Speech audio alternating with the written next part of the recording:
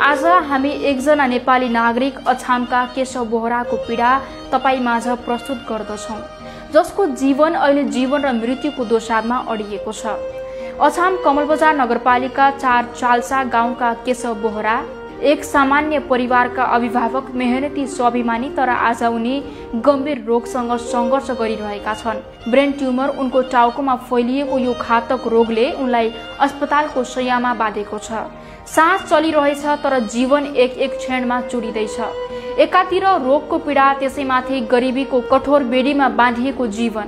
घरमा श्रीमती छन्, साना छोराछोरी छन्। सबैजनाको आशाको केन्द्र अब कमजोर हुँदै गइरहेका केशव उनी उपचारत छन्, तर अब परिवारसँग खर्च गर्नुपर्ने केही बाँकी छैन। अब बाँकी छ त केवल हाम्रो साथ।